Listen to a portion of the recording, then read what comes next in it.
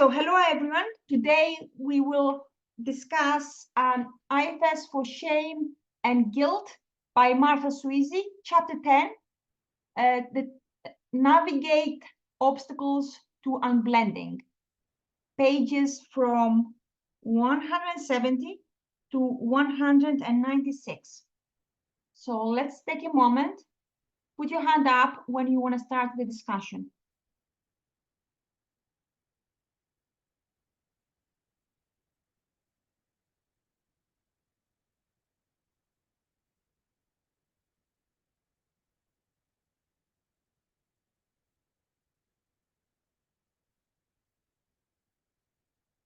Yeah, Anne?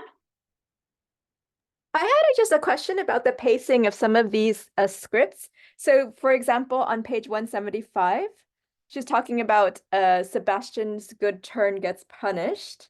And I guess I was just wondering, like, in a lot of these examples, the author talks about going, as in a way, it seems very quickly as possible to allow self to meet the exile. But then, so for example, at the bottom of page 175, it has the therapist asking about Sebastian's caretaking part. And then the therapist, how do you feel toward your caretaking part now, Sebastian? And then Sebastian says, I appreciate him. So it was the first moment that Sebastian appreciated the caretaking part. And then the therapist says, who does he protect? And the Sebastian says, everyone. And then therapist said inside or out, and Sebastian says both. And then therapist says on the next page, 176, therapist says, is he worried about anyone in particular right now? And then caretaking part says, no, not much, I'm fine. I was wondering why the therapist, I guess I'm imagining if I was in the therapist's shoes, I would have said, do you want to give a moment to thank or give more appreciation or thank the caretaking part for all the work it's done? Or I don't know, I guess I just had a question for how people handle pacing, like, like how do you just instinctively think like, oh, that manager doesn't need that much recognition right now? And because I guess I feel like a lot of Martha Sweeney is just like, okay, are you willing to step aside? Are you willing to step aside? It's a very fast, I feel like, to the protectors, without having them kind of feel heard. And it's only if they feel resistant that she then allows them to be questioned, but she doesn't really spend as much time on the whole thanking them and, oh, I see, you're really helping us. And what does everyone think? Would you spend more time like having the client build a relationship with the protectors, or is it just because she's illustrating it because it's learning right now, so she's just highlighting her point? What's people's experience? Yeah, Amy? Yeah, the what you just said is my guess, that it's this is just an example, so she's not showing spending that extra time, because this is just giving an example for people to learn from. But I agree, I would definitely spend more time in that area. How much more would depend on the client and the part and the connection and all of that. But yeah, my guess, I mean, with all the work she's done, I can't imagine that she just blows through parts like that on a regular basis in an actual session. So. Okay, thank you. I want to add something, because here I'm reading and it says, as Sebastian is not registering any internal conflict over this part's penchant for self-sacrifice, I suggest paying attention to some costs. So she's got a sense that there is some kind of conflict, but Sebastian is so blended with, he cannot see it. He needs to be a caretaker. But she does. Yeah, I'm complete. Reggie. Yeah, I'm really glad the question came up. I started I did a seminar with Lexi Rothman in November, so I started doing a lot of IFS with all of my clients. And yeah, sometimes when I read parts of the book like this, I think it gets my subconscious a little bit. Maybe one of my parts sucks it in and learns it really fast. And then there's an expectation inside, oh, it's going to kind of work like that. And so sometimes I feel the part coming in going, all right, you're not doing it right. You're not doing it right. This client's not getting it. And then I could feel it kind of going into the session. And yeah, there's a feeling of, oh, is this supposed to be this fast? And then part of me gets really disappointed. And there was one client where actually the part popped out, so I made a mistake there. So yeah, I you just wanted to kind of share that I'm trying these things, but I have to be kind of careful. It's a little can be illusory. I'm complete. Mark?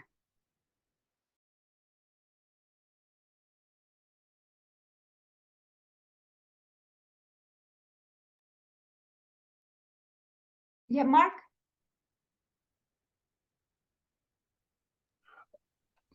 Oh, I thought I had unmuted, but I hadn't. So on page 176, right towards the top of the page, I think she does give an answer to some of the questions that were raised in the italics.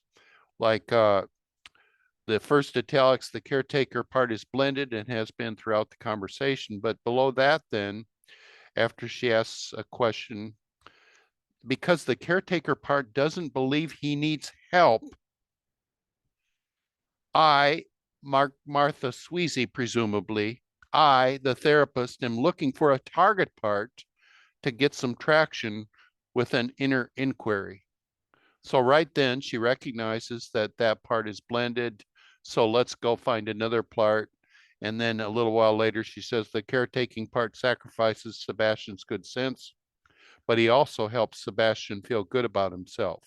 So I don't think she's blowing by it. She's saying he's blended with that now, a more productive approach, or at least in her strategy right there, let's find some other target part right now and work with that. So I guess I'm complete. Great. Laura?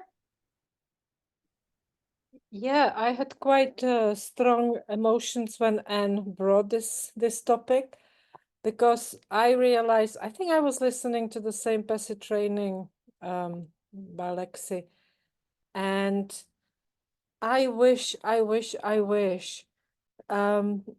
I didn't go to my exiles so often when I started IFS some 4 years ago. I wish I didn't listen to Dick Schwartz's quick unburdening. I wish I had worked much more with my protective system. And I'm still curious, why is she not, asking how do you feel towards it, and just can you feel it somewhere? How do you sense it? Why is she not unblending? Yeah, I really second what Anne was saying, why to search for target part an exile? Why don't have unblending from this one? Or I'm sorry, I'm probably just mumbling, but I just wanted to express that I didn't work enough with my protectors in the past 4 years, and only after the level 1, and now I'm trying to get certified, and I was looking at all the criteria. I don't want to work with any of my exiles, and I don't want to work with other people's exiles, because I think the protector system is good enough in itself. It's sufficient. Yeah, I think I'm complete. Thank you. I'm curious a little bit about what you said, Laura. So you're saying that it's valuable to work with the protective system. From my experience, I understand that going to the exiles too fast, there's a lot of backlash. And yet, I can sense that urgency, like, oh, let's go and unburden some exiles. It's the exciting bits, but it's really unprofessional, and it's really the beginner's burdens. Oh, look at these little children. Let's go and unburden them. Isn't that amazing? And then I had a bunch of confused protectors who didn't know what's happening in my system.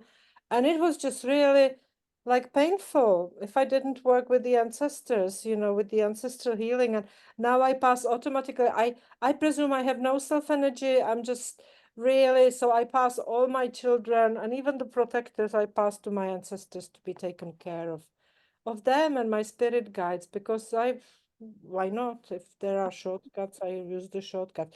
But I am determined that I'm not working with exiles unless I know the protective system very well. So, and I think it's a personal growth. You know, I have these firefighters and I just have this learning. Oh, it's so exciting. Life is so exciting. Look at that. Isn't that, oh, little children, why don't we? Yeah, so I just want to, I just want to acknowledge that I was doing it all wrong for 4 years. But I promise that I'm going to get better.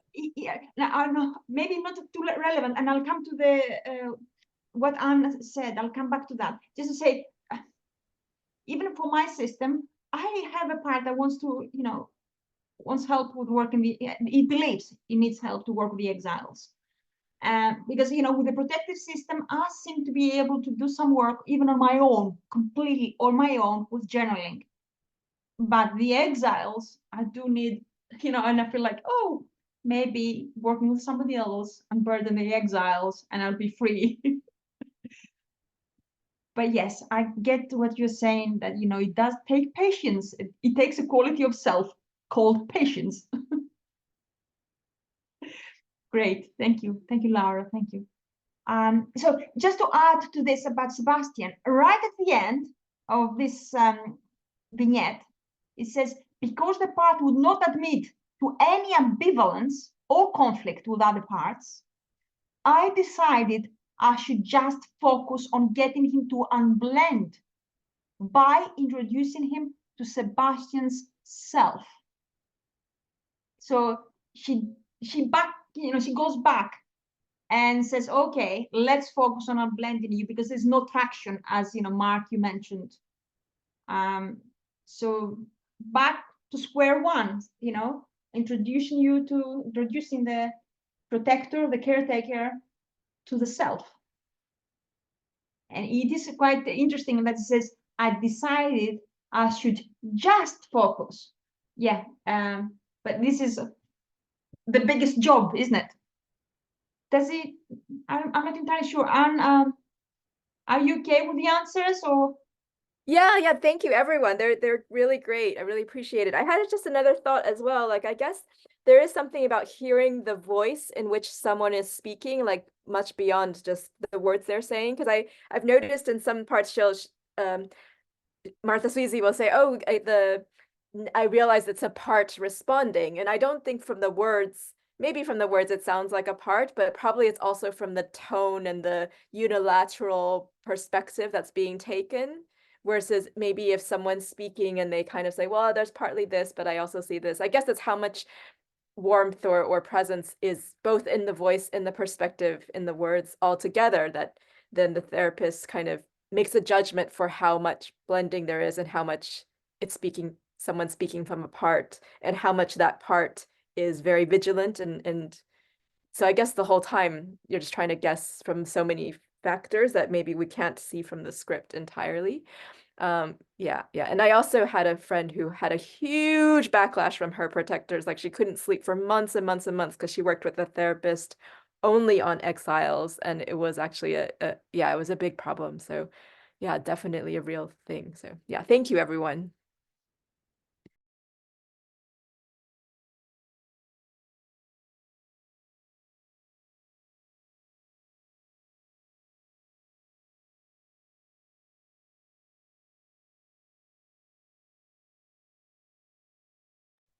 So just to mention a couple of quick little things, and I mean, I've highlighted a lot from this chapter, but right at the beginning, page 170, when protectors balk, that's the title, and it says protectors are afraid of exiled feelings and block clients from taking the most direct route to retrieving their exiled hearts.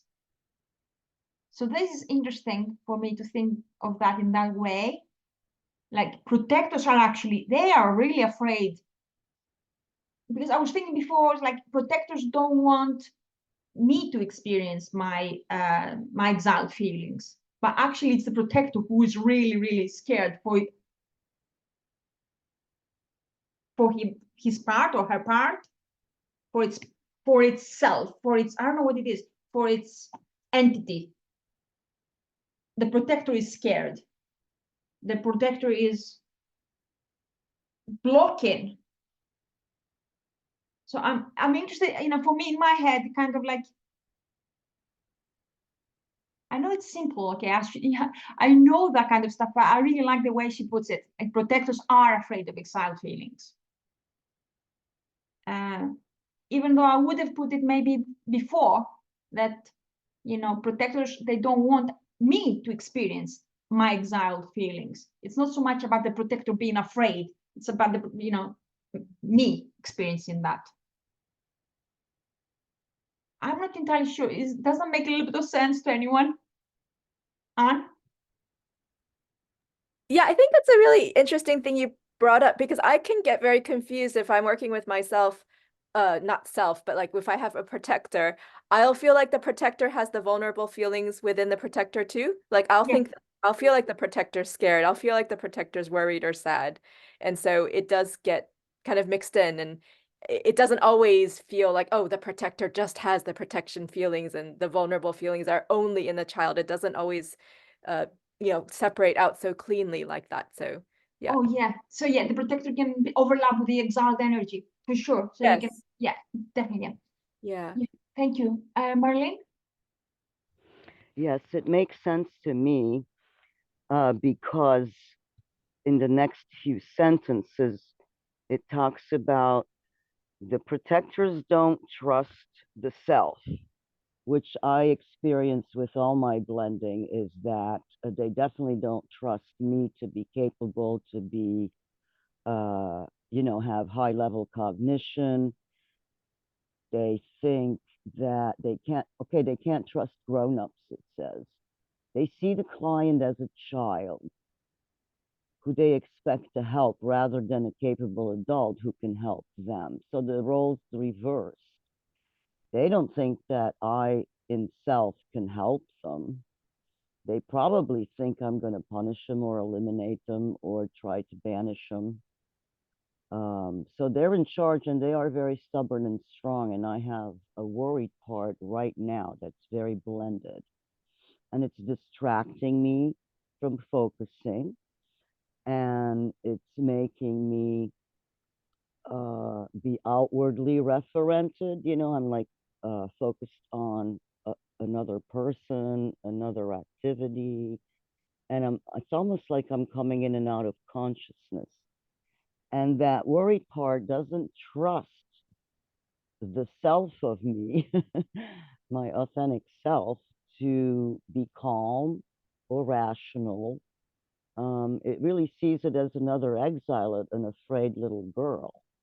So I think all the parts are confused. And the other image I have in the last 2 days of my parts, they're all jumping up and down in my head. I have this cartoon visual of 6 figures jumping up and down in my head, all trying to be heard, but it's a cacophony. And it's so interesting. I'm going to draw it out because I haven't seen that. And they're all jumping up and down. And so the blending is quite amazing. And so bringing out curiosity, probably not calm at the moment, but curiosity and compassion.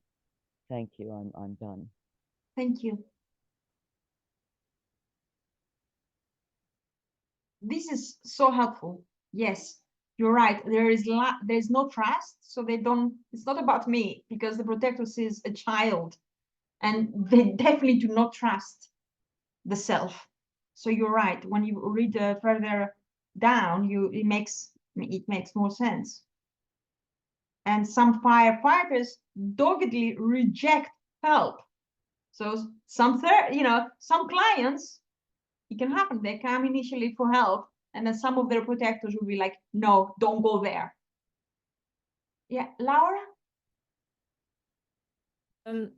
Yeah, I guess we are all different, and I am probably, my personality is probably that one that not seeks therapy that often, because well, it's complicated, but I would say that my system, when I was thinking how I react to sort of threat and fear, I was neglected as a child until the age of like 8 or 10, and then I was provided conditional love. So if you take these F, you know, the responses to threat, I actually am, I have my system is still crying for help. You know, so because there was neglect, so I kept crying. Then I got angry. I can see the toddler. There's nobody there, so I get angry. And then I was provided a conditional love. Sorry, conditional. I'm not sure whether I said unconditional. And I just learned to be creative and just asking for help. So if when the IFS came, you know, I had this, you know, in utero, really vulnerable exile because a child of a rape and you know, being kicked when I was in my mother's tummy when she was pregnant with me, and then there was lots of violence, and so you know, the protectors are just allowing. Is there any help? Come on, please help, please help me. And I don't have much boundaries. I'm learning boundaries late in life. You know, that was this like not knowing where I end and when I begin.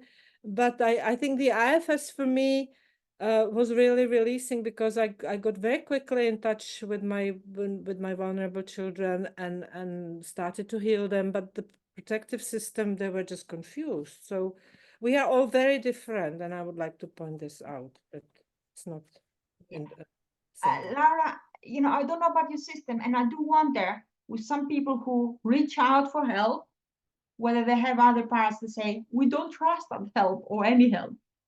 So they kind of like, there is that kind of inner polarity.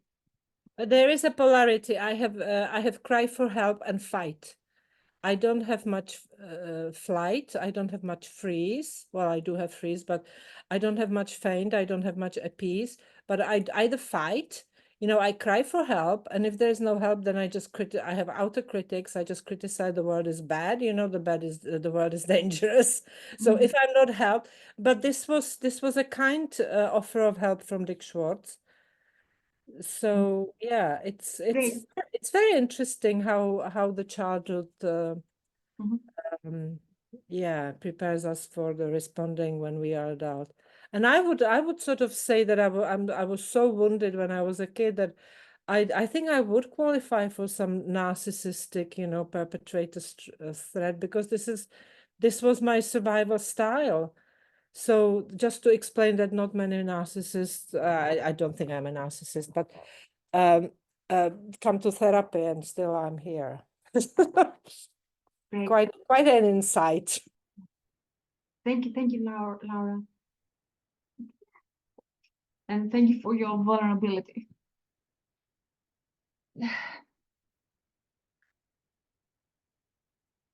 Any other questions? I have plenty, but you know, put your hand up if you have any questions from this chapter or generally from this book. I do have something I want to ask. Page 171. It's about interviewing parts. There's a couple of little things. How do you know, interviewing parts, a decision tree with questions and options. And it starts, is this part a protector or an exile? To find out, ask, do you protect anyone? If the answer is yes, ask, who do you protect? Now, I like this, and I can see Martha Sweezy does that a lot. Who do you protect? Whom? Like a person.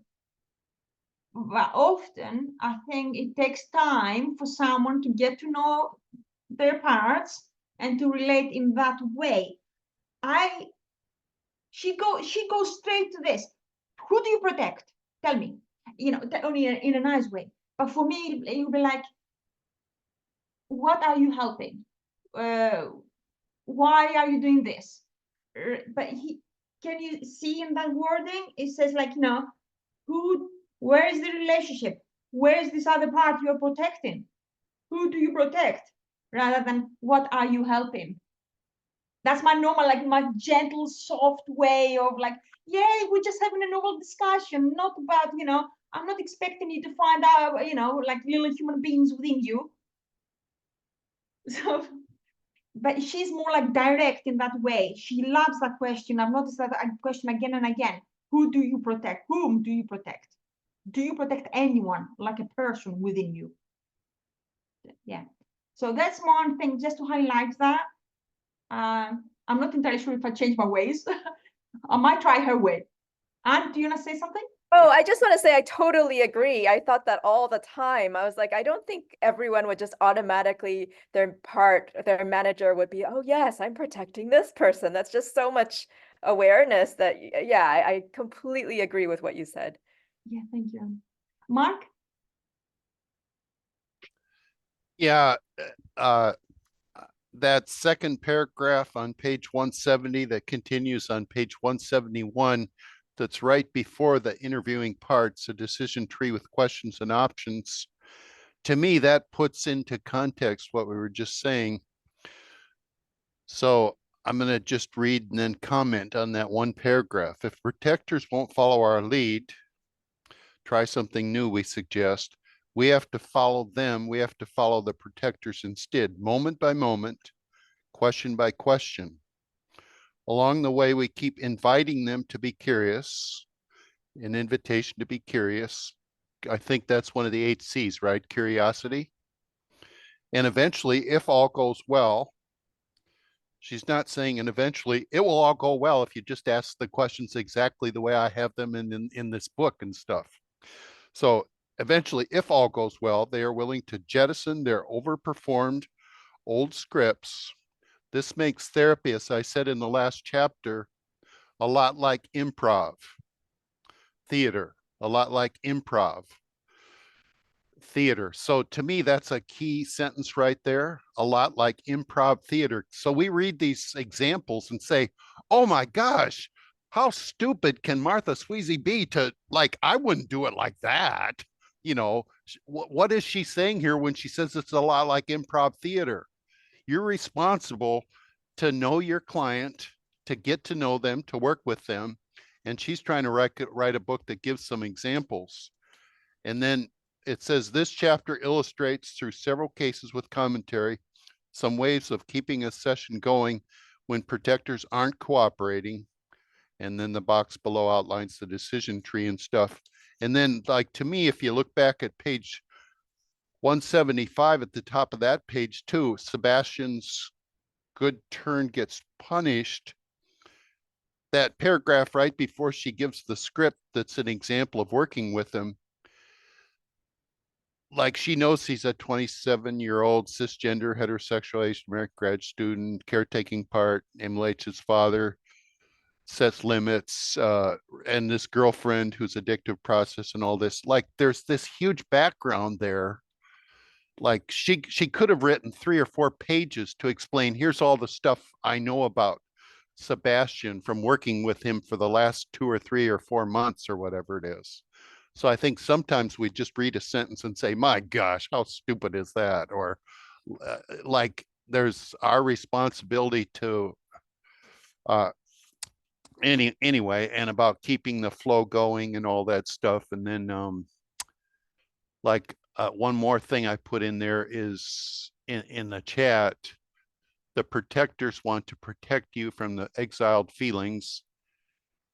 And on page 170, then there is fear, there's deep fear and anxiety there, which might be from when you were a little child. There's fear to keep hidden because that fear was totally overwhelming when you were 4 or 5 or 8 years old or whatever, or years ago. And then this is a quote from the book. They see the client as a child who the protector, expects to help, and the protector is expects to help and protect, rather than now this presumably this Sebastian, whoever, and in many cases your client, is a capable adult years or decades later after this overwhelming experience that they're stuck in. And so that's part of the goal too. This is the second sentence of When Protectors Balk. So anyway, that's all I have to say, but especially about a lot like improv theater, I think at the top of page 171 is a key sentence. So thank you. Thank you so much for mentioning that. When you mentioned it, I just highlighted like improv theater. This is, it puts it into context. And, I think I'm not entirely sure, but I might share this with the client, saying that, your mind, our therapy is going to be like improv theater in your mind or something. But I like this metaphor. So definitely. So when you think of that in that way, then you can definitely say, oh, okay, this part plays that role in that theater. Yeah. Brilliant. And just to further down, I want to highlight something else in addition to, moving away, I think, from what you just said. Again, interviewing parts, a decision tree with questions and options. The bottom half, it says, when you're focusing on protectors, invite them to a conference table. Ask if they see you. If no, ask if they're willing to see you.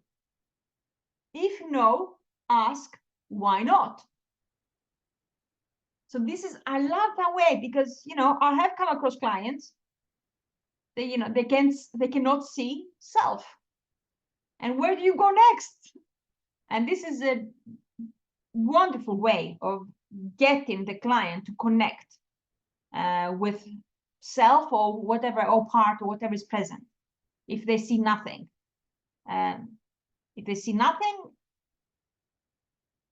you can ask, are you willing? Again, because it's so important in this book, she talks a lot about willingness. Are you willing? Because she doesn't think it's about ability, it's about willingness. Are you willing to see self? And then if no, oh, why not? What's the fear? So I love that. Just sharing that, and I'm complete with that.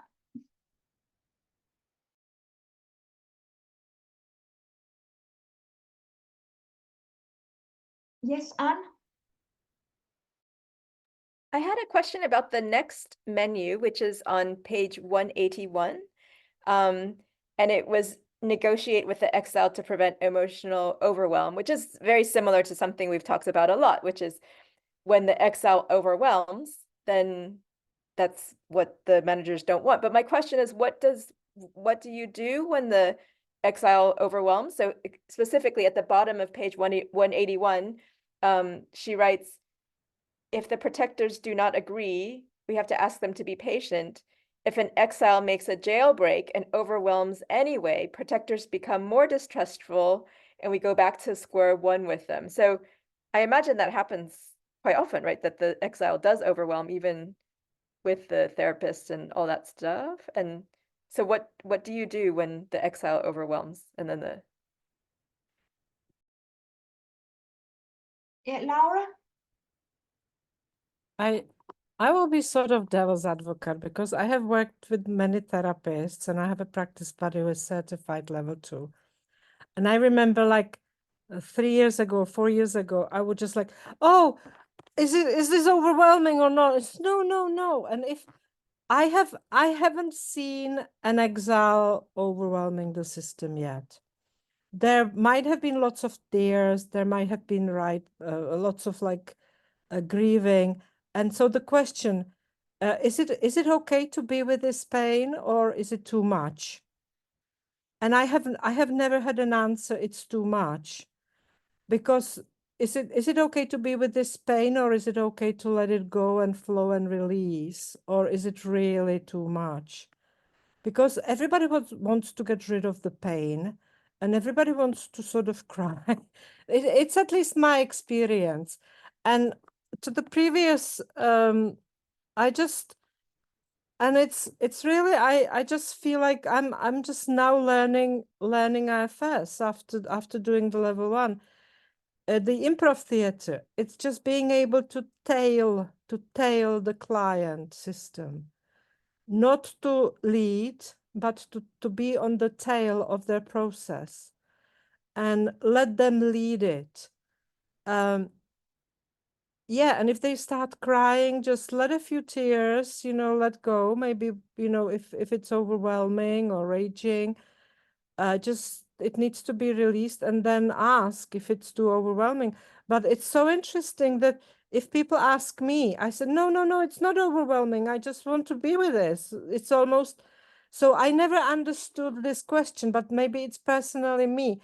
And I am, in the ancestral healing that I'm doing, it's also, it shouldn't be overwhelming. So I'm freaking out whenever there is some kind of overwhelm. But then I ask, is it okay to stay with this pain, or is it too much? And I have never heard it's too much, I can't bear it. So it's just a question, how does it look like?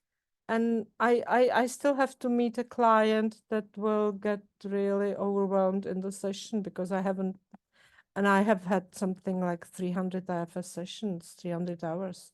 So yeah, I would be very curious how, yeah, sorry, I'll stop here. Again, I'm like questioning, Laura, interesting discussion. Here, a couple of little things. So Anne, just further down, she talks about the dial, asking the exile to not have the feelings, but not share them. Dial down the feelings. Use the dial. Where do you want to put the dial? That's hypnosis, with the dial. Okay, so it's interesting. And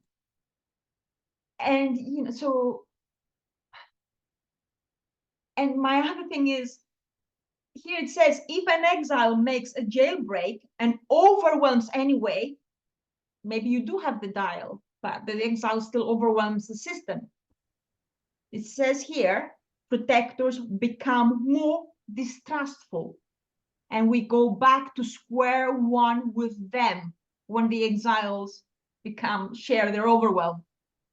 I'm curious about that, but I yeah.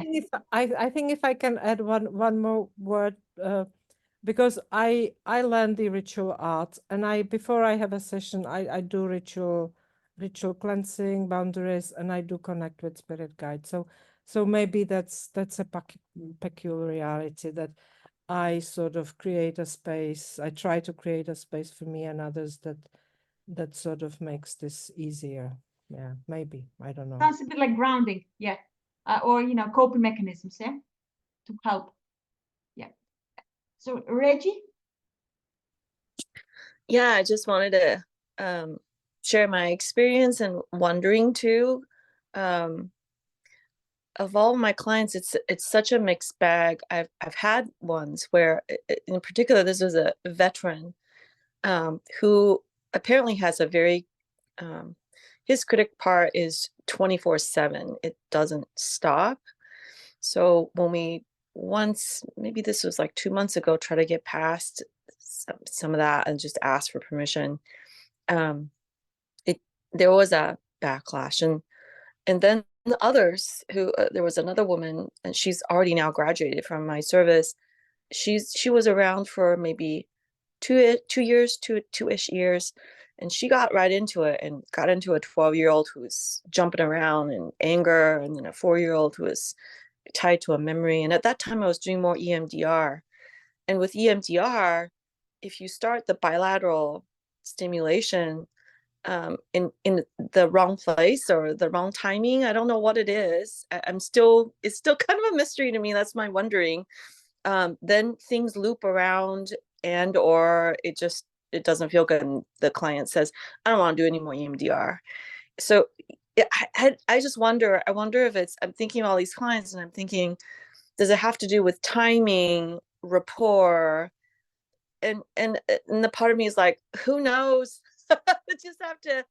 And if I think about improv theater, then we've just got to use the intuition, which is part of, I think, ourself, and just be creative, and it's not going to be perfect. I'm having a struggle with that I'm not going to be perfect with this, and sometimes I'm going to misstep, and I did that one misstep, and I think the app reaction was so bad, the lashback was so bad that she actually she did the one more session with me, and she said, I don't think I want to do parts work anymore. And so I did do repair. I apologized, said I'd like to repair this rupture. Is there anything I can do? Can you ask your parts? And yeah, it was not okay. So yeah, I mean, then there's these successes, and it's, yeah, I'm stunned by it. I don't really know. I feel out of control, like where some exiles are okay, some exiles are not. So yeah, this is my wondering curiosity, and then trying to give grace to myself as part of me. I'm complete. Reggie, just to comment, it's like just a little comment around this. Not it's not going to be personal, but you know, even in this book, it says EMDR is very different. It's like you are disconnected. It's like EMDR is like the cinema, not the improv theater where you are, you play a role in it.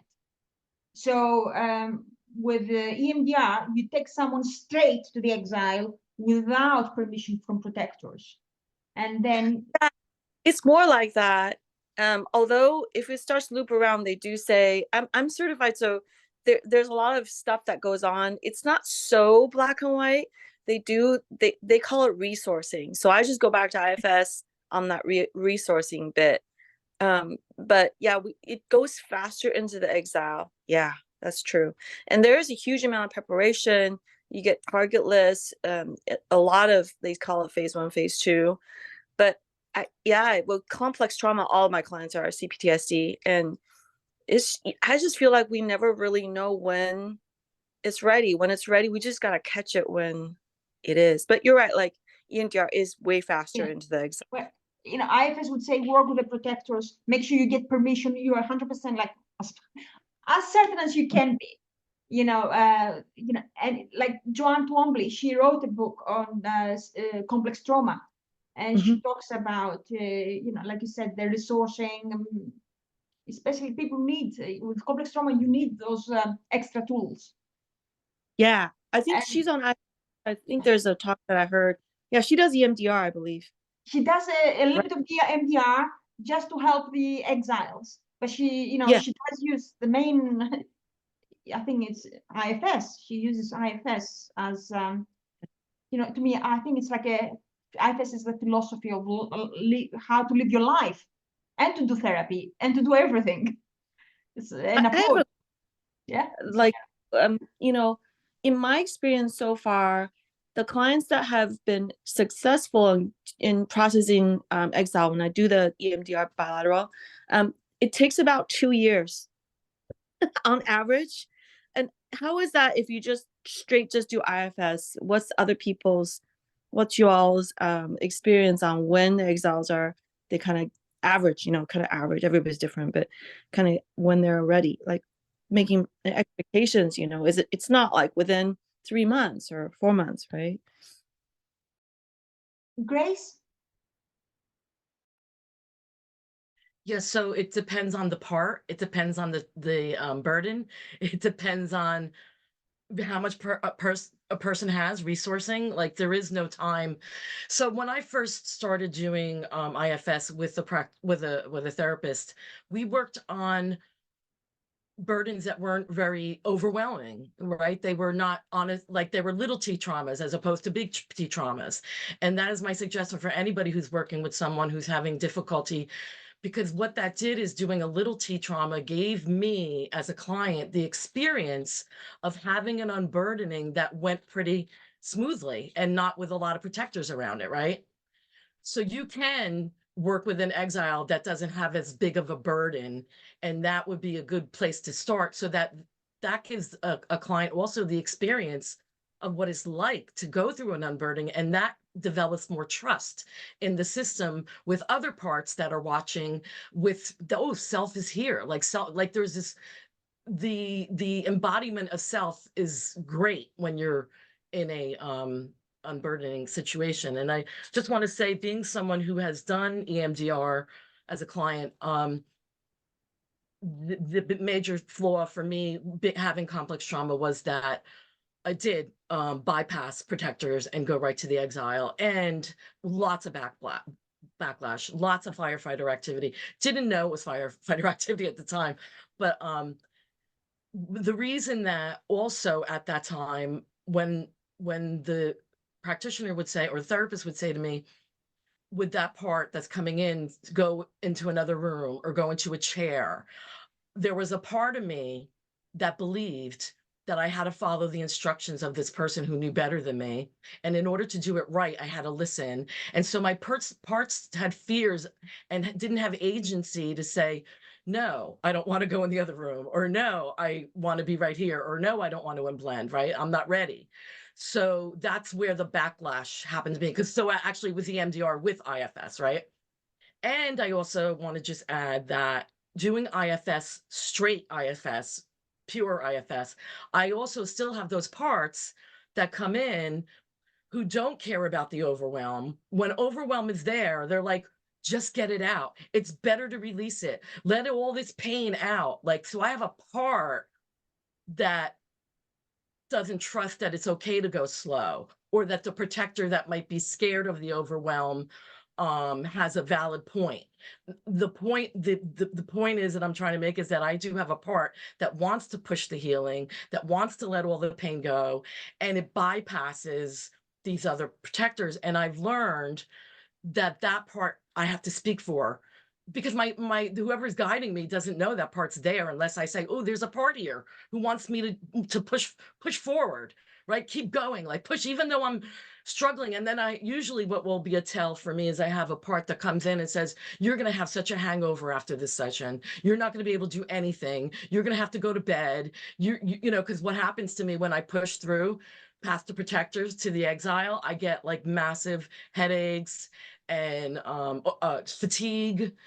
And so that's kind of my process. I just wanted to talk about that. When I am overwhelmed and my practitioner doesn't know it, I do have this part that can say now, oh, it's trying to push it. It wants to, you know, and even believing wants to be the good student, wants to be the good client. You know, oh, I got to do this right. So I don't know if that resonated for anybody or made sense, but the bottom line is that dance, that improv, if the other person on the other end of that dance where you're mirroring someone else's moves doesn't have the self energy to be able to do that, it's really hard to make that improv be a success, right? To be like, you know, to get applause. So just bringing like that improv into, like, I look at it more of a dance, like this flow of like my system and the client system, and really being in tune, right? Like a tune, and that can only happen when I am, as the facilitator, being able to be with my own self energy, leading with self. So yeah, I just wanted to share that, like, this is not linear. This is not black and white. The success are a guide. It's like I had mentioned this to somebody the other day. When we follow a recipe that we've never done before and we're reading it, we don't know what's going to happen until we start doing it, right? Actually practicing it, putting the ingredients in. And then sometimes when it's done and you've completed the recipe, it doesn't always taste so great. So maybe we need to practice it and do it again. And you know what I mean? Like, it's like, that's what IFS is for me. It's practice. It's following a format, but also being able to dance with it and play and add maybe another ingredient. Thank you.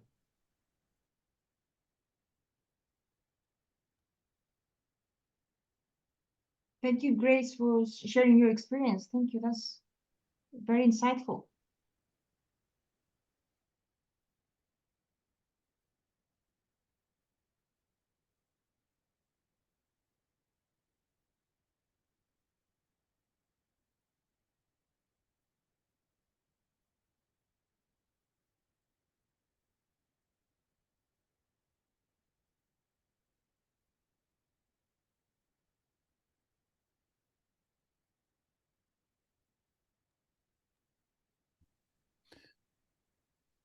And Oh, just wanted to quickly say, yeah, thank you, everyone. It's super helpful to hear that range of views, and it all makes sense. That's like that breadth of what could happen. And also, it just occurred to me that I guess when it is that overwhelmed experience, and then there's just so much threat in the system, then one just can go towards just a resourcing activity, right? Just like the self-care or more positive psychologies or somatic exercises. One doesn't have to continue with a inquiry necessarily. If someone's feeling so threatened anymore, they can go towards yeah, like just a very like somatic practice or breathing or something calming. So maybe that's what one does.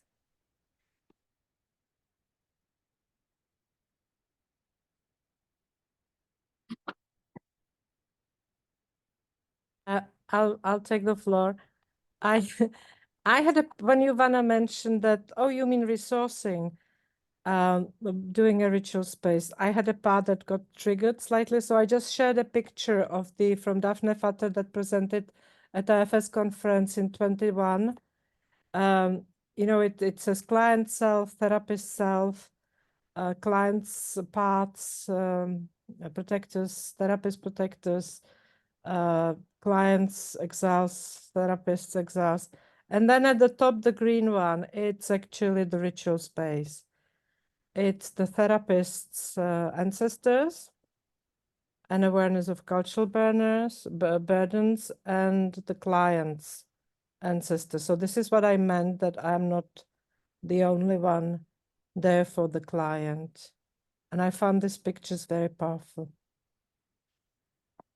That sort of it's that defined my career growth in the past 4 years.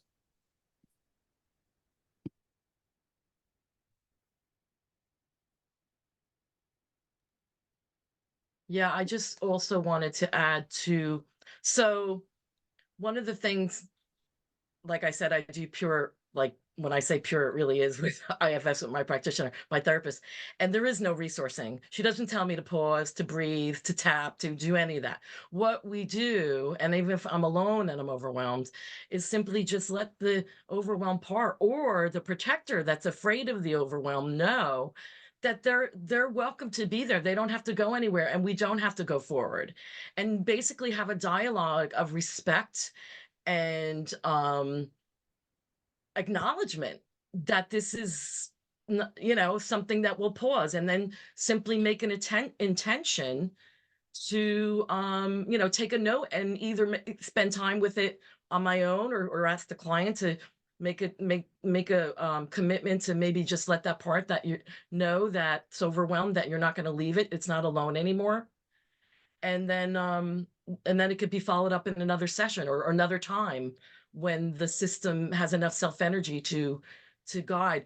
The thing is that if the system starts to believe that self-energy is all that's necessary, any resourcing is not necessary. But until the system trusts that self-energy can handle anything, then that's like when you'll want to default to other modalities other than IFS. But self is the resource ultimately. And if it's not your own, it's the practitioners. If it's not the clients, it's the practitioners. So yeah, it's my language, and I apologize, for my language. Not my intention to trigger anyone. Just trying to understand the concepts. I do see self is a resource as well. Isn't it not, Grace? Self, you would consider self a resource to the system?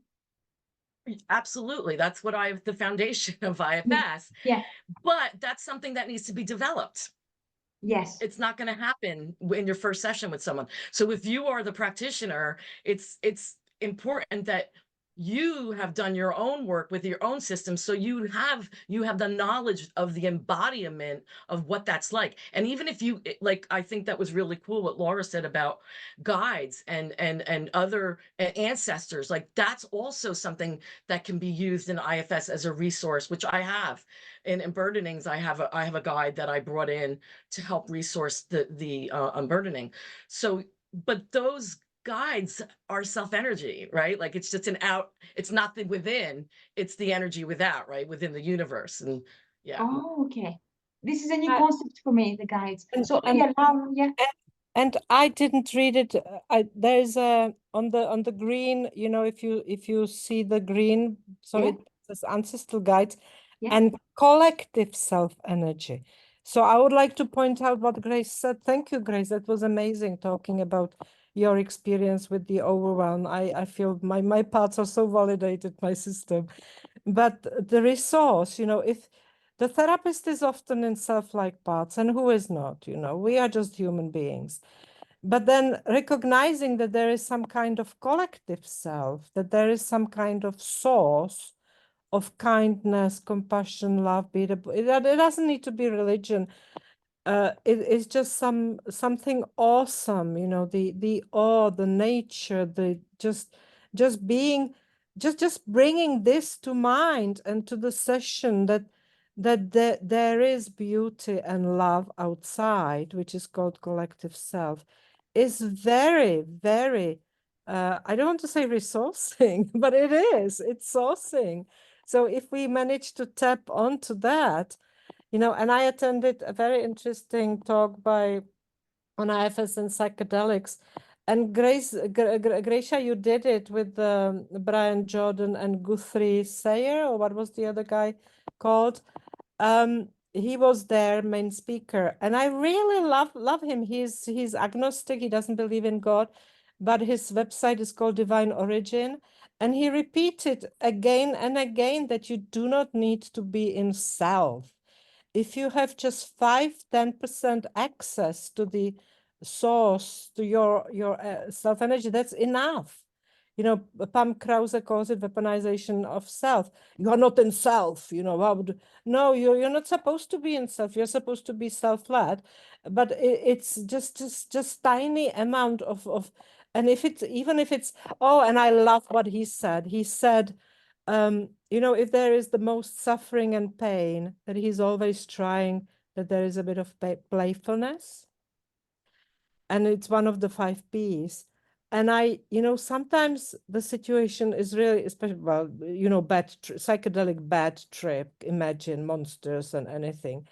And so if the client has something like that, the compassion is not helpful, curiosity is not helpful, but it's sort of like, wow, this is so, I don't know how, but it really responded to my system. It resonated with me that the playfulness is very important. And for me, it's the easiest. I have lots of curiosity, so just curiosity and playfulness for me. And if it's just 5% of these, in my system, I'm sorted. Yeah. I had a question on that, Laura. So I have 2 questions. So one is, so if you have 5%, they do say an ember of self. That's all you need to be successful at IFS therapy. An ember of self to connect with your parts. That's all you need. Okay. But when you have a number of self, when you have like 5% or whatever that is, or Emmy says she's in the text here, it says in the message, it says a saffron amount of self. But is that self, or is that a self-like part? I wonder. How can you tell apart? Because also every part has got self-energy, and that is confusing when I try to think of the fine well, details. it doesn't matter if I have a 0 of personal self, I can tap to the ritual space that I created, and I can look at the, I can touch the drum, I can, look at the candle. I stop bothering about. I just openly say if it comes to that, I'm in my firefighters, and I'm run by my exiles that have so much self-energy and spontaneity that I stop bothering. And after I listened to Pamela Krause, The Weaponization of Self on the Portuguese. I've those 3 or 4 times. I didn't have enough. It was just so good for me. and I can't post the link to the site because this was it wasn't recorded. It was just on. Yeah. Oh, there's an IFS Facebook IFS group, IFS and psychedelics, Yeah. and this was advertised there. Heather Smith and Guthrie Sayer, but I didn't like her very much, but he's just like a real IFS person. So Yeah, here's my question here, Laura, because I think I don't want to use the wrong word again. So for me, all those rituals, meditation, candles, you mentioned, tapping into those rituals and getting, in my understanding, a sense of self. I'm not, a part of me would say, oh, that sounds like, doing meditation and grounding and those kind of tools. So another word for that would be resourcing, but I might be wrong. well, it's about boundaries. It's about being I don't know. I trained. I'm a certified ancestral healing practitioner, and I just create a space before I see a client, and that feels comfortable for me. Yeah, and I really love myself like part. That's maybe the key, because they are, I love my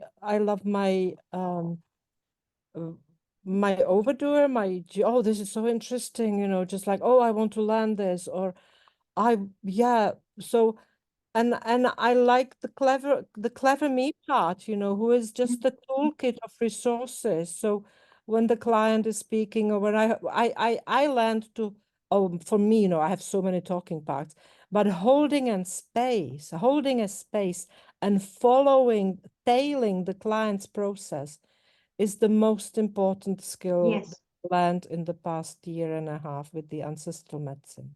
Yeah, it's something new to me, all the ancestral stuff. So thank you. But I'm grateful for IFS and Kay Gardner bringing me to this. And Kay Gardner is doing Feeding the Demon. And Kay Gardner is a lead trainer. And you can't say that she would be for resourcing, but she's doing hell of a lot resourcing. Great. Thank you, Laura. Thank you so much for sharing all that. Anne? Thank you, everyone. I hadn't thought about the resourcing and whether it's like pretend self or real self. Maybe it's kind of just the degree of presence in both the resourcing and the self. And so whatever name we put to it, but it's just whatever we're responding to in that presence. And whether we're using parts language or saying, okay, that's just, do something in the body. It's really whether it's bringing a full sense of presence to it. Versus, I guess what I would maybe say is less helpful resourcing is, okay, distraction. Okay, that's just, put a warm blanket on and, forget, breathe without, breathe without thinking. But, it's just the amount of presence. Yeah, thank you. I totally agree with that. And, I understand some therapists teach grounding techniques. Like, they find something safe in the office, in the therapy room. So when somebody is triggered, especially say with complex trauma, and they kind of go into another space, they become dissociated. Say something, if they are already anchored to something safe, whatever they find, an object or color in the therapy room, that hopefully can bring them back to the present moment. So that's what I understand. That's what some therapists do before they do any kind of IFS work. Yeah, I'm complete. Yeah, Laura. Yeah. That's where I found the somatic IFS being absolutely key. Doing any kind of shamanism or ritual practice, one needs to be deeply embodied and grounded and connected with the earth and rooted. And, really being on the ground and being in the body. And then it works. You can't be flying anywhere. But I think Susan McConnell Kay Gardner and Susan McConnell just really brought it. Yeah, because the self is in the body. But if you just like, that's why I like if it feels right, and it probably it may not, you know, if or I will do this, and you can do that. You can if you push somebody like, oh, breathe, breathe, breathe, you know, you just get so many backlashes. You can't force somebody to be embodied, but you can gently with the in the polyvagal sense, you can just, you know, I have to lower the tone and just be present for the person and just get, well, let's try to do, I will try to. And actually what was amazing in the level 1 that I was doing, that both of the lead trainers, they were said, you know, before they started the demo session, they said, okay, I just need some space and I'll take a few breaths, just allow me to. And you know, they just build up the self energy. And we had a discussion there whether it was resourcing or not. Well, it was, but they call it self energy. So I just love the terminology. And I think it was Dig that was, you know, against resourcing, but Dig has his magic, so it works for him, but it doesn't work for 99% of us. Yeah. I don't think Dick agrees with resourcing other than the self. Yeah, resourcing. he's against that, but Yeah. but all the lead trainers now are correcting this declaration of his, that what he means. And I remember when I was on the continuity program, I will share my experience because it's like yeah, so I was with Dick, you know, like pinpoint on the continuity program, like 700 people at in the program. And so I was presenting my therapist parts. It's called a case consult. And Dick look out of the window. So I was talking. So he was, you know, so I presented the case and then, oh, what is happening with you? And he was, you know, doing into my system where I was vulnerable. And then he looked out of the window and he said, oh, there is a lovely bird. And I felt it like a dagger, you know, it was just, oh, he abandoned me. I was, you know, I was very sensitive and he just lost connection with me. And he was resourcing himself. He was gaining self-energy. So I presented this and the lead trainer, Emma Diamond, at my level 1, she said, well, yeah, this is typical. This is typical, you know, because he was probably tired, you know, he's working too much and he just wanted to be there for me.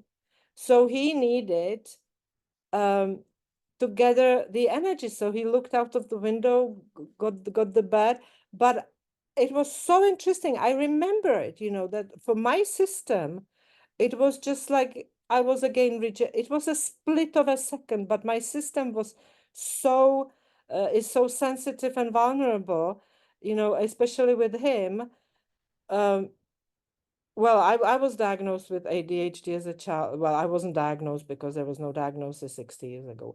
But anyway, so I just wanted to illustrate this, that even Dick resources himself by looking at a bed and commenting. But yeah, and that I was very like shocked by my, that I still remember it. Yeah.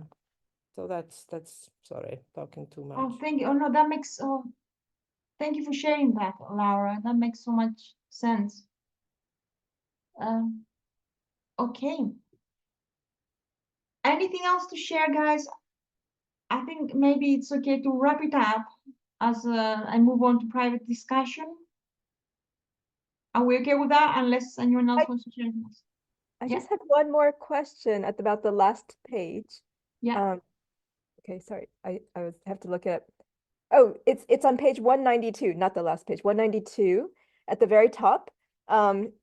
She says, I keep sessions with the protectors in flow by focusing on process rather than content. What does that mean exactly? What is she categorizing as process and what is she categorizing as content?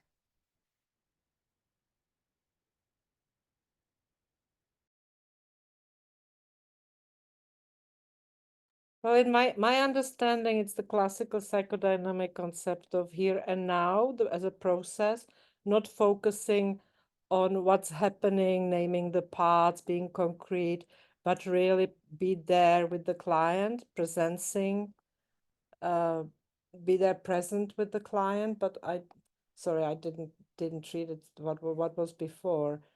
But it's not important what is happening, but the relational aspect of it, that she's with the client and she's following the client. So it's not important who are the parts, but that they are with the parts. And here and now is the shortcut. That makes sense. Thank you. Yeah, and you know, I think again, reading a little bit further down, she says, I want to hear who they protect and what they fear. But most of all, I want them to meet the client's self. And I'm curious about anything that gets in the way. Wow. So yeah, Martha Sweezy, she did say the IFS, the aim of IFS, she repeated that before, is for her to help the client to meet their self. Heart meets self. That's the goal. That's the one goal. And you know, so the process rather than content, the process, she's looking for something, signposts.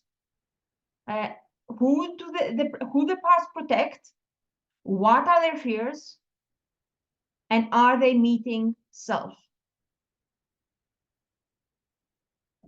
And the same kind of process is kind of identical with everyone. We all have a self. We all have, you know, parts that protect and fear. I think that's what you know, that's the important thing. But you still need to be with the content with some kind of, you know, the therapist needs to show self energy around the content as well. Yes, it is interesting. Thank you. Does that make sense, Anne? Yeah, a little bit, yeah. Yeah, that's perfect. Thank you. Thank you. Okay, we will end our recorded session. Until next time.